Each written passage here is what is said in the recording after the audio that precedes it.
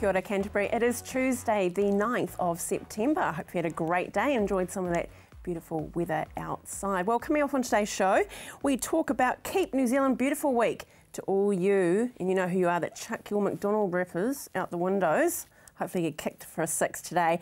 And we find out what they're doing in September. We meet with Stefan Fairweather. He's a volunteer with Amnesty International, and you may not know, but Bob Dylan, who's performing tomorrow night, is actually a big advocate for Amnesty International. But first up, yes, she is a bit of a Canty girl, isn't she? But she's also the New Zealand girl. Did so well at the Commonwealth Games, and now she's slowly getting back into it again. I'm joined by Sophie Pascoe. Welcome, Sophie. Thank you.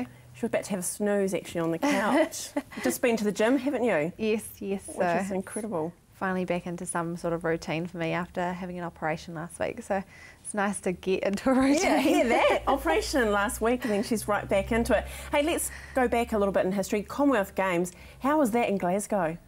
It was good, you know, obviously I'm happy with the results with the circumstances I was in, you know, with an infection over there, and yeah, I think it went really well. Obviously not the times that I exactly wanted, but that's great. I can come back and work on those for next year's World Champs, but definitely happy with the outcome, and obviously overall with our swimming team winning. Huge. Yeah, 3 gold and a silver as well. It's huge, yeah. Okay. A little bit, we were just talking before we went to air, we were talking about the gears and the psyche when you walk out and things like that. Is that all part of it, of getting out there to the water?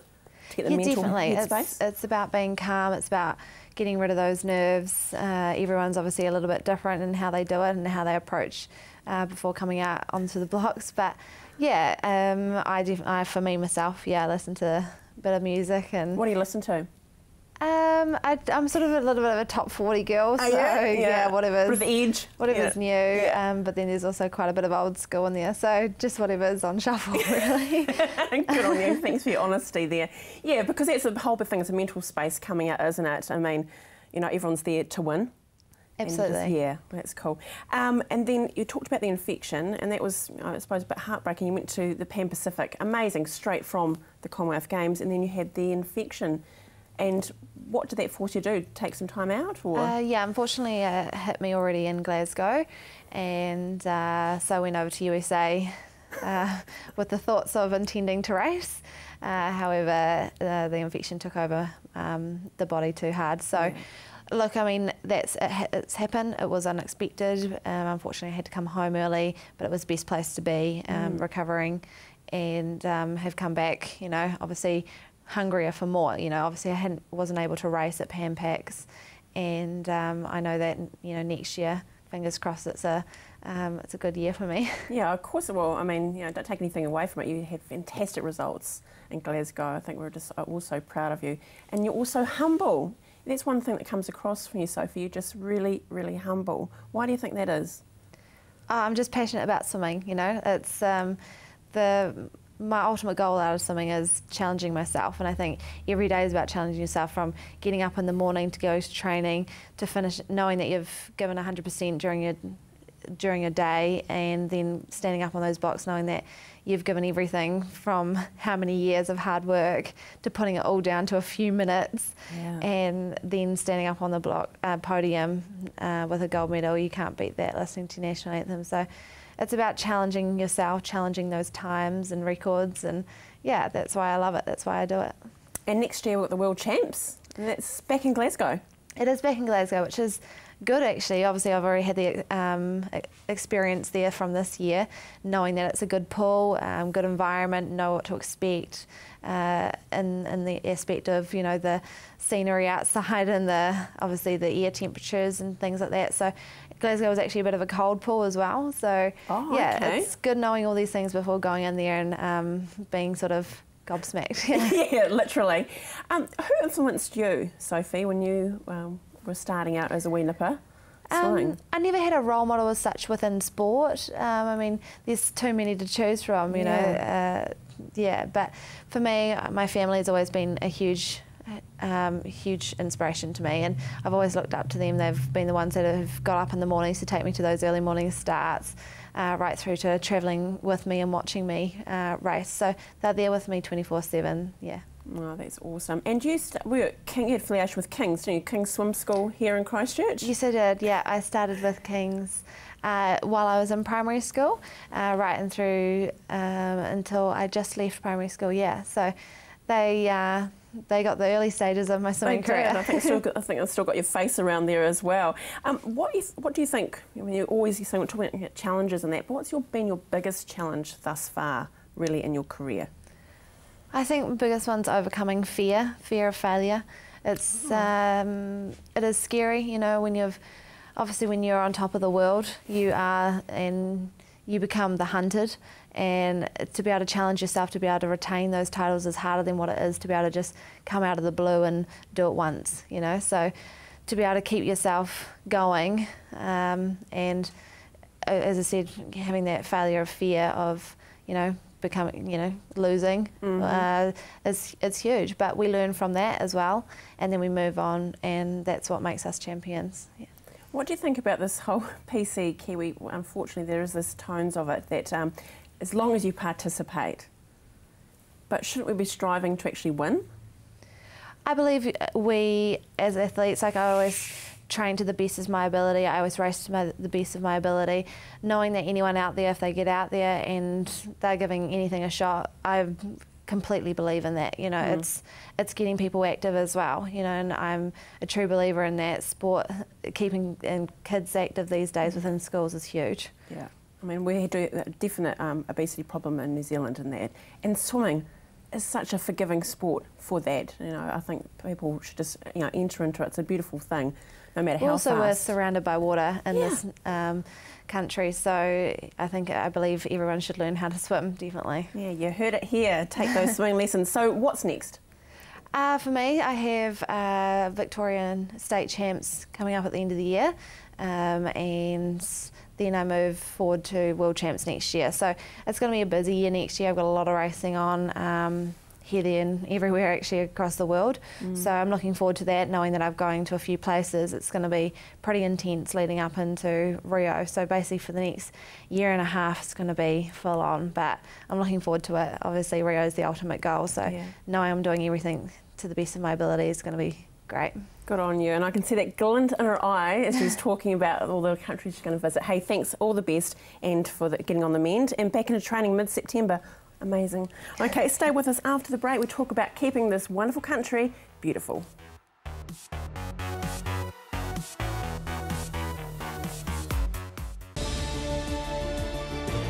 Join us this weekend as we bring you all the stories that captivated us over the past week.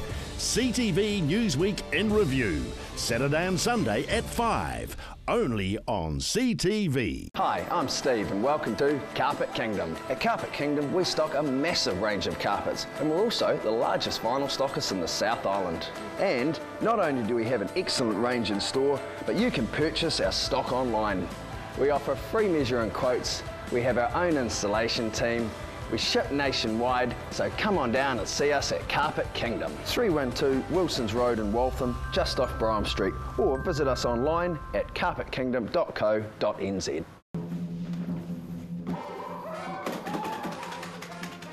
Avoid the monkeys when it comes to relocating. Trust A1 Movers, a family business since 1993 that guarantees a professional job every time. We carefully handle and wrap your valued items, ensuring they have a safe journey. Secure storage and insurance options are also available. A1 Movers, the careful, caring moving company. Oi! Located at the foot of the Port Hills, Berrymead Golf offers a spectacular location for any occasion. Make your dream wedding a reality with private use of our green function room, outdoor garden courtyard, large marquee and stunning gazebo. Or for your next conference, enjoy the relaxed atmosphere of Berrymead Golf, offering a private, spacious conference room with special deals to make any break a true break. All with customised catering from the Wow Cafe. Berrymead Golf, 50 Berrymead Park Drive, right next to the Berrymead Heritage Park. Be immersed in the unique cultural highlights Germany has to offer every Tuesday night with Discover Germany. Tuesday at 7 p.m, right here on CTV.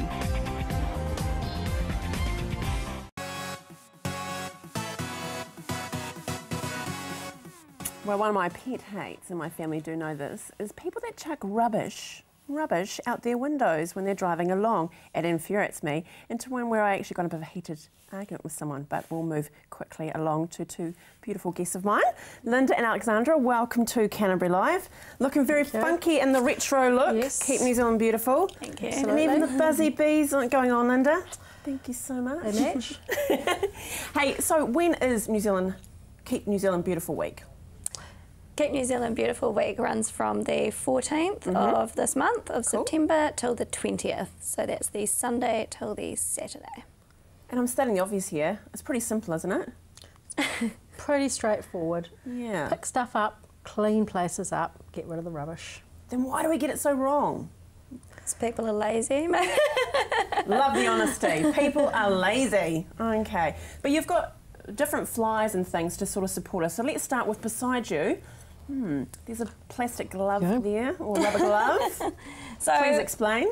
When you register online for the clean-up week, you get given a pack, and in that pack you get some lovely rubber gloves, and you get your rubbish bag and your recycle bag, and also some really cute little stickers.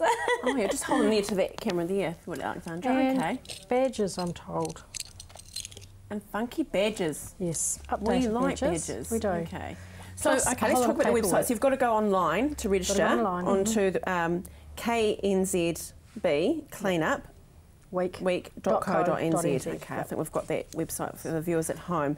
And on there they'll find out all about Keep New Zealand Beautiful Week and about these packs. Okay, great. People go on and register, they fill in, it's very, very straightforward and easy to do. They register, they're asked where, when, who, how many gloves, what sizes, how many bags, which types. It's a very straightforward process, and people will be sent a pack to their whatever address they give. This thing here is the event guide. This is actually online on that website, so people can read it online. I've got a hard copy so I could show you. That is full of really important information about how to set it up, how to manage it on the day, health and safety, lots of stuff about being careful, how to manage possible hazards, and also what to do at the end and how to get rid of the rubbish. So that's worth this is going picking through. a day where you will go out and pick your own location, or will this be given to you? Mostly people choose their own. Okay. Some people do call up or email and say, have you got any suggestions? And we can give them those. But in general, everybody has a place they feel special about. You know, their school, their street, their park, their beach. And it's about doing their own thing in their local area. Completely stereotyping here. I'm looking at Alexandra, young youth. If I look at my sons, not so great at picking up things, but okay with rubbish. Why are you involved, Alexandra? I became involved, I'm part of a community board in Christchurch, and I just decided it's time to get out there and find out exactly what is going on in Christchurch. And Keep New Zealand Beautiful is something that I had read about a little bit and decided that I wanted to be part of it because I believe in keeping Christchurch beautiful and New Zealand, but mainly obviously the city that I'm living in. And I see, you know, after earthquakes, people maybe try to keep things tidy, but it's just so much easier to throw out your rubbish on the street, which I don't think is ideal. So it's about being there and hopefully being an advocate and getting out there and encouraging people to do the right thing. Put it in the bin, I don't know. Exactly. I mean, we're sport for choice as far as bins, aren't we, in New Zealand? Can I put you on the spot, Linda? Yep. What about these people that put rubbish, or they call it things to give away, on the side of the street? It's an interesting one in Christchurch. I think we've inherited it because I think Auckland has an inorganic collection day when people are encouraged to put unwanted furniture, appliances out, and people can swap and collect, and then the city takes it away. There isn't a similar thing in Christchurch, and I think mostly it's just lazy again. People don't have a trailer, they don't have a van, they can't get rid of the old armchair. Somebody will take it away, maybe. Not their problem. So what, Alexandra, do you see is the rhyme or reason to actually fix this problem? What would you like to see the council do, maybe, or more from a local perspective? Well, I think we are known as the garden city, and I don't think that rubbish should be part of that. We need to have people that are more conscious in their behaviours and actions, and I think having a clean-up week is something that we can use to really put it out there and get more focus on the problem. Whereas if we didn't have things like this, people would just go about their day-to-day lives and not actually worry about it. Whereas this actually highlights the problem. And I think it's a step that we're taking in the positive direction. Yeah. Linda, this feels like a really wonderful thing to do as a family. We do get lots of families signing up, yeah. And what's really cool about this week is that often you'll get a group come together for an event and they really enjoy it and they feel good, so they go and do it again themselves. Sometime it just sort of becomes part of what they do in a week or a month or a year, and that's what we're really hoping to encourage, is that people will take ownership. It's a personal responsibility thing. Absolutely. You know, it's our rubbish, we need to look after it and take responsibility for it. It's nobody else's. And a really simple one I think we should end on is, if you walk past it, you own it. If you remember that when you're out and there's a piece of rubbish, you walk past it, you own it, pick it up, put it in the bin. Don't care about who dropped it. Thank you both for doing such a wonderful thing and being great advocates, and I wish you all the very best for the week and actually for every day of the week of the year. Yeah. Thank you. Thank you. Good on you. Stay with us after the break. I'm joined by Steve Fairweather from Amnesty International.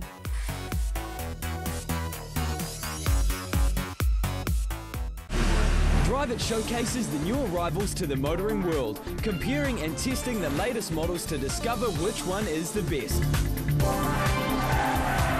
Drive It, Sunday afternoons at 2:30, only on CTV. Hi, I'm Steve and welcome to Carpet Kingdom. At Carpet Kingdom we stock a massive range of carpets, and we're also the largest vinyl stockist in the South Island. And not only do we have an excellent range in store, but you can purchase our stock online. We offer free measuring quotes, we have our own installation team, we ship nationwide, so come on down and see us at Carpet Kingdom. 312 Wilsons Road in Waltham, just off Brougham Street, or visit us online at carpetkingdom.co.nz.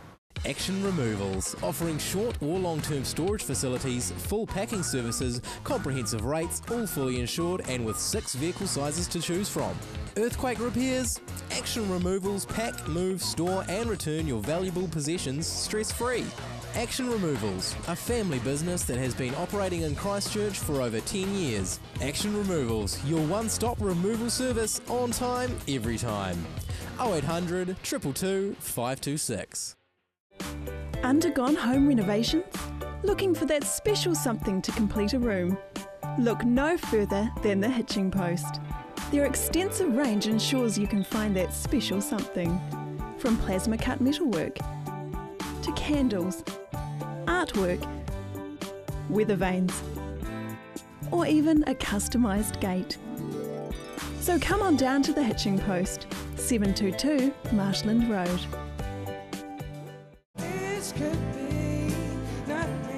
Europe in Concert. A new, fantastic international artist performing every week. Saturday evening at 7 p.m, right here on CTV.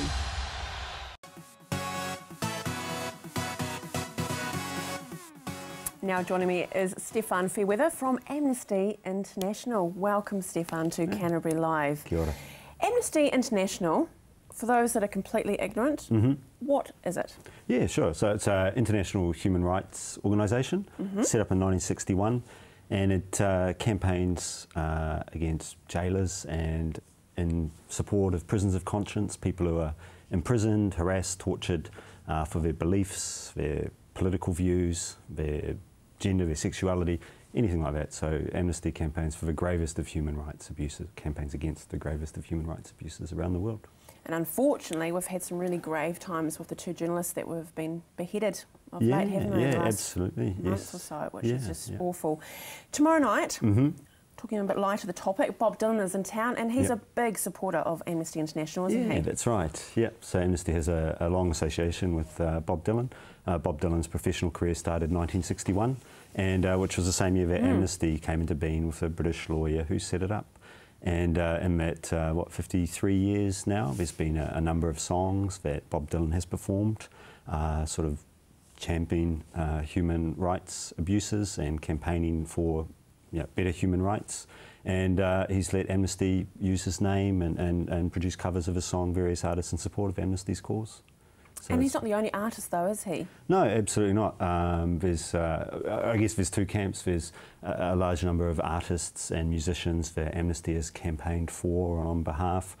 Probably most notably in mainstream media was it Pussy Riot, the punk group from Russia who were imprisoned and sentenced for making a protest against Putin's regime.